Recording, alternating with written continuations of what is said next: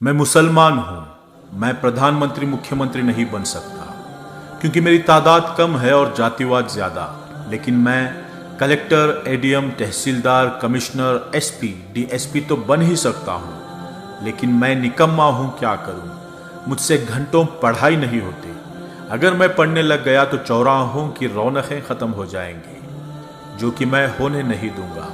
मैं पढ़ गया तो गुटखा, ताश पत्तियां छूट जाएंगी, जो कि मैं छोड़ना नहीं चाहता। मैं पढ़ गया तो मोहल्ले की रौनक कम हो जाएगी। दिन भर आवारागर्दी इन्हीं मोहल्ले में ही तो करता हूं मैं।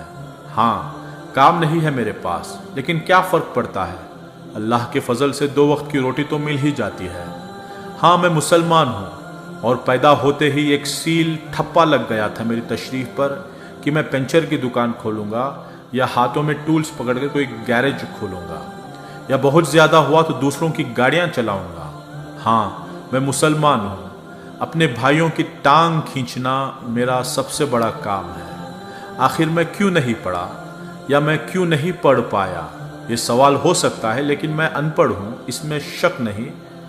हाँ, मैं मुसलमान हूं और हिंदुस्तान में 30 करोड़ हूं, लेकिन मैं ज्यादातर अनपढ़, गरीब, गंदी बस्तियों में ही हूं। इसका दोष मैं दूसरों पर थोपता हूं। मैं चाहता हूं कि मेरे घर आंगन की झाड़ू लगाने भी सरकार आए। मैं मुसलमान हूं। मैं 15 फीट की रोड को 8 फीट की करने में भी माहिर हूं। फिर उस 8 फीट की रोड पर रिक्शा खड़ी करना भी मेरा अधिकार है। हाँ, मैं मुसलमान हूं जिसका धर्म पाकी आदा ईमान, तालीम अहम बुनियाद है, मानने वाला है, लेकिन मैं इस पर कभी अमल नहीं करता।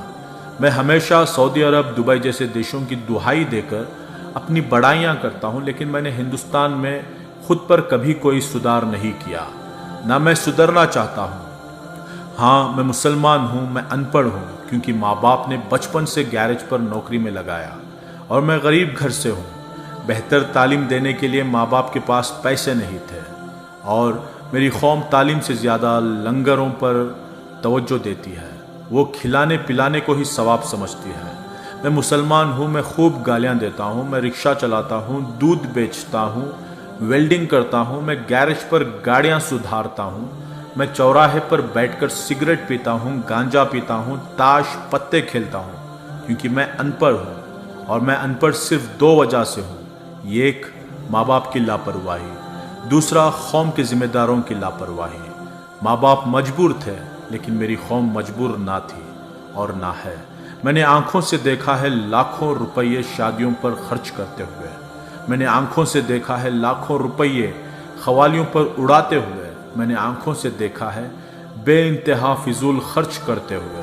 काश मेरे माँ बाप या मेरी कौम मेरी तालीम की फिक्रमंद होती तो आज मैं प्रधानमंत्री या मुख्यमंत्री ना सही, लेकिन मैं आज कलेक्टर, एडीएम, कमिश्नर जैसे बड़े पदों पर होता।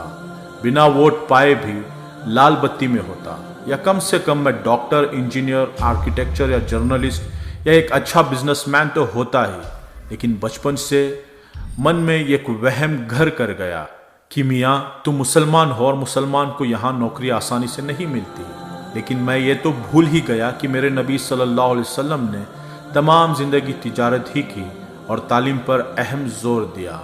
फिर मैं उनका उम्मती होकर नौकरी ना मिलने की बात सोचकर तालीमात क्यों हासिल नहीं करता। नोट दोस्तों, ये तहरीर सिर्फ इस्लाही पोस्ट के लिए लिखी गई है।